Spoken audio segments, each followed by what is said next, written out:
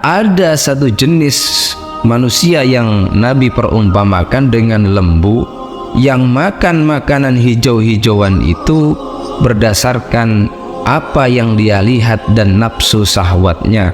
Apa yang diberi harta oleh Allah Subhanahu wa Ta'ala, lalu ia tidak menunaikan zakatnya, maka harta itu kelak akan menjadi seekor ular berkepala putih yang sangat beracun di hari kiamat, di mana ular itu memiliki 2 titik hitam di atas matanya dan 2 taring. Ular jelmaan dari harta ini berkata, "Ana maluka, ana kangzuka." Aku adalah hartamu, aku adalah harta simpananmu.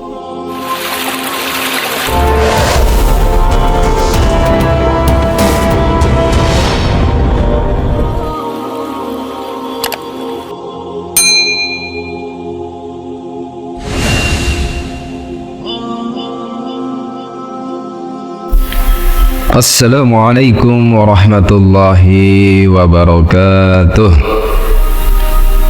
Alhamdulillah hamdan katsiran tayyiban mubarakan fih kama yuhibbu rabbuna wa yardah. Ashhadu an la ilaha illallah wahdahu la syarika lah wa ashhadu anna Muhammadan abduhu wa rasuluhu alladzi la nabiyya wa la rasula ba'dah. Allahumma salli wa sallim ala nabiyyina Muhammadin wa ala alihi wa ashabihi wa man tabi'ahum bi ihsanin ila yaumiddin. Ayyuhal ikhwah rahimanillahi wa iyyakum, pemirsa channel Nasihat Ulama yang dirahmati Allah. Kata Nabi adalah kata yang tentunya sudah familiar dengan telinga kita. Tetapi apakah kita faham apa makna dari kata Nabi?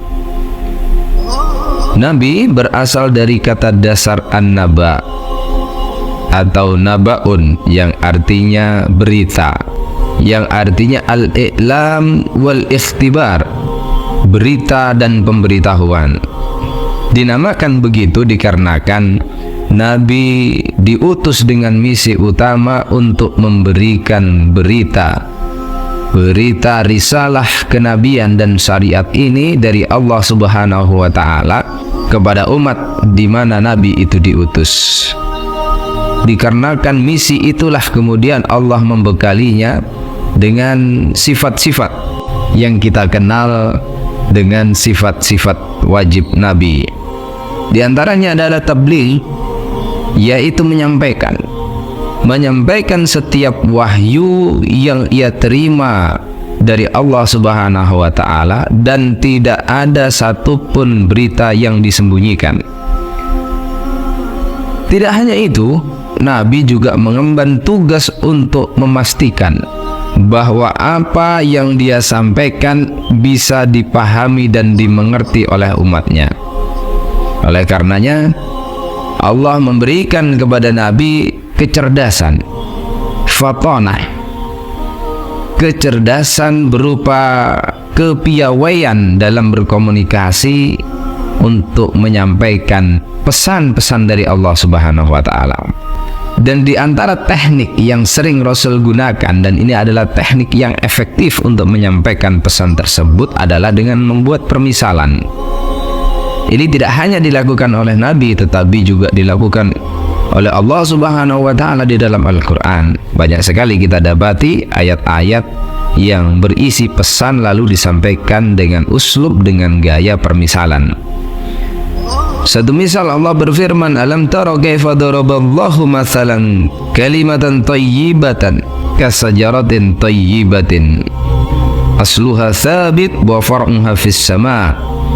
Apakah kalian tidak melihat bagaimana Allah membuat permisalan tentang kalimat yang baik? Kalimat tauhid itu seperti pohon yang baik, akarnya kuat, cabangnya menjulang ke langit. Salah satu permisalan yang Nabi buat ketika Nabi ingin memperingatkan kepada umatnya tentang dunia ini, beliau bersabda dalam sebuah hadis yang diriwayatkan oleh sahabat Sa'id Al-Khudri radhiyallahu ta'ala. Kata beliau, "La wallahi ma akhsha alaikum illa ma yukhrijullahu lakum min zahratid dunya. Demi Allah, aku tidak mengkhawatirkan apapun atas kalian selain perhiasan zahrah, bunga dari dunia ini yang Allah Azza wa Jalla keluarkan untuk kalian. Lalu salah seorang sahabat bertanya, "Ya Rasulullah, apakah ada kebaikan yang membawa keburukan?" Rasul bertanya, "Apa maksud pertanyaanmu?" Orang ini mengulangi pertanyaannya, "Apakah ada kebaikan yang membawa keburukan?" Maka Rasul bersabda, "Innal khaira la ya'ti illa bi khairi." Tidaklah kebaikan itu kecuali mendatangkan kebaikan pula. Lalu beliau membuat perumpamaan dalam kelanjutan hadis ini. Kata beliau, "Wa inna mimma yumbitur rabi'u ma yaqtulu habatan aw yulim." Sesungguhnya di antara tumbuh-tumbuhan musim semi itu ada yang bisa menyebabkan kematian atau hampir menyebabkan kematian bagi binatang. Illa akilatal khadiri, kecuali binatang yang memakan rumput-rumputan hijau. Kullama akalat hatta idam tala'at khasirataha, sampai ketika dia merasakan penuh perutnya. Istaqbalatis syamsa, kemudian dia berpaling menghadap kepada matahari. Fataladat wabalat, lalu dia buang kotoran, kencing. Lalu Nabi melanjutkan, fa'akalat, lalu ketika perutnya sudah kosong, dia kembali ke padang rumput itu dan memakan rerumputan. Faman akhadha malan, kata beliau, barang siapa yang mengambil harta bihaqtihi, dengan haknya sesuai kadar ukuran kebutuhannya, yubaraku lahu fih, maka Allah memberikan keberkahan kepadanya. Wa man akhadha malan bi ghairi haqqihi, barang siapa yang mengambil harta itu tidak dengan haknya, di luar batas kebutuhannya, famathaluhu kamathalil ladzi ya'kulu wa la yashba', maka perumpamaan orang yang seperti ini adalah seperti orang yang makan tetapi tidak pernah merasa kenyang. Dalam hadis ini Nabi memperumpamakan dunia ini dengan tumbuh-tumbuhan yang hijau, sedangkan manusia seperti halnya binatang ternak atau lembu. Maka ada satu jenis manusia yang Nabi perumpamakan dengan lembu, yang makan makanan hijau-hijauan itu berdasarkan apa yang dia lihat dan nafsu syahwatnya, tanpa memperhatikan keadaan perutnya. Dia terus saja makan selama matanya masih melihat tumbuh-tumbuhan hijau itu, sampai akhirnya dia tidak sadar perutnya sudah penuh melebihi kapasitasnya, lalu dia binasa, sekarat, dan bahkan mati karena kekenyangan. Maka ini adalah permisalan bagi orang-orang yang tamak terhadap dunia. Kecintaan dan ambisi seseorang terhadap harta, yang bisa jadi ambisi itu menyebabkan dia justru binasa atau hampir binasa, yakni ia terfitnah oleh dunia. Ambisinya membuat ia tidak pernah puas dengan apa yang dia peroleh, tidak pernah bersyukur, dan terus saja dengan ketamakannya dia mengejar dan menumpuk-numpuk harta itu. Hatinya terpikat dengan cinta kepada dunia, sehingga tidak tersisa lagi dalam hatinya kecintaan kepada Allah. Waktunya habis digunakan untuk mengejar dunia, sehingga dia tidak sempat lagi untuk mengingat Allah Subhanahu wa ta'ala. Dia juga lalai dari mengeluarkan hak fakir, miskin, dan mustahik yang lain yang ada di dalam hartanya. Ia dihinggapi dengan penyakit bakhil, sehingga dia merasa berat untuk mengeluarkan zakat, infak, dan sedekah. Lalu di akhirat dia juga akan menemui kebinasaan. harta yang dia tumpuk-tumpuk itu ternyata kelak akan menjadi sesuatu yang justru membuat dia tersiksa. Hal ini dikabarkan oleh Rasulullah SAW dalam sebuah hadis.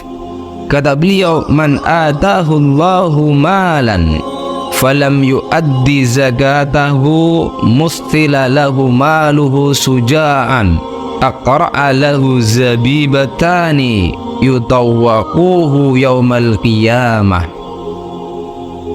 Barang siapa yang diberi harta oleh Allah Subhanahu wa ta'ala lalu ia tidak menunaikan zakatnya, maka harta itu kelak akan menjadi seekor ular berkepala putih yang sangat beracun di hari kiamat, di mana ular itu memiliki 2 titik hitam di atas matanya dan 2 taring. Ular jelmaan dari harta ini berkata, ana maluka, ana kangzuka, aku adalah hartamu, aku adalah harta simpananmu.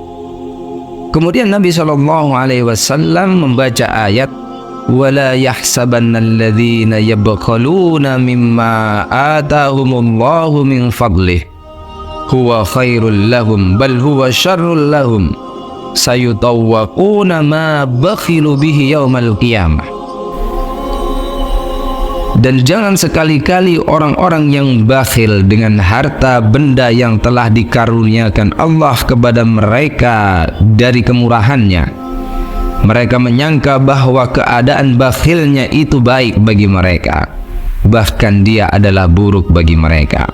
Akan dikalungkan di leher-leher mereka apa yang mereka bakhilkan itu pada hari kiamat. Surah Ali Imran ayat 180. Dan hadis ini diriwayatkan oleh Imam Bukhari. Lalu permisalan kedua, Nabi katakan, illa akilatal hadiri istaqbalatis syamsa fathalatat wa balat.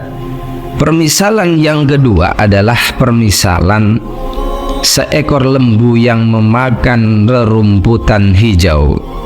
Kemudian ketika perutnya sudah kenyang, dia tinggalkan padang rumput itu, dia menghadap kepada matahari, kemudian dia buang kotoran dan dia kencing.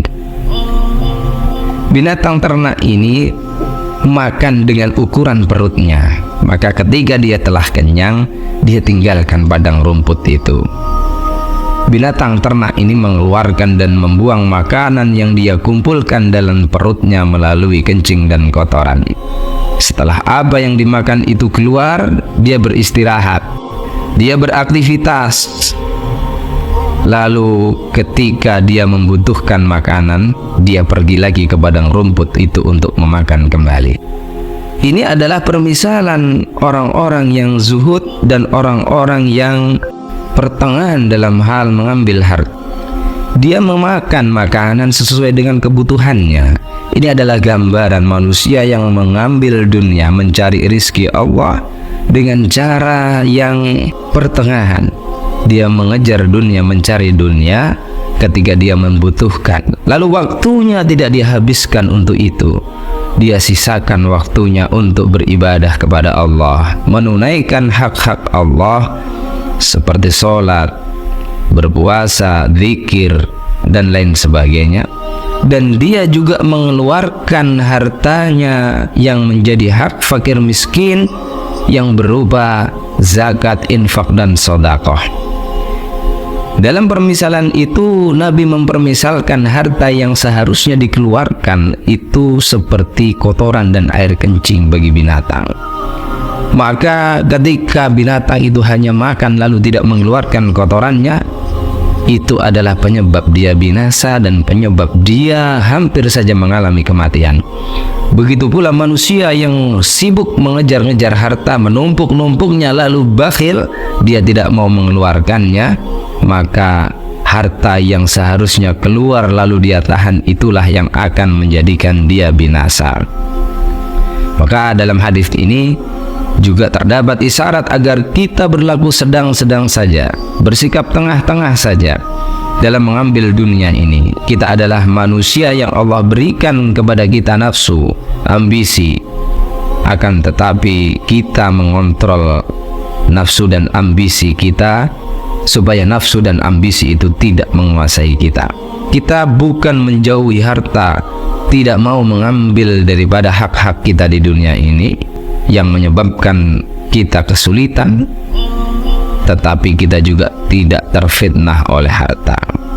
Hadis ini juga berisi arahan bagi orang-orang yang memiliki harta yang banyak, bahwa kesehatan dirinya lahir dan batin, zahir dan hatinya, yaitu dengan mengeluarkan dan menginfakkan, juga tidak bakhil untuk mengeluarkan, memberikannya kepada orang-orang yang membutuhkan.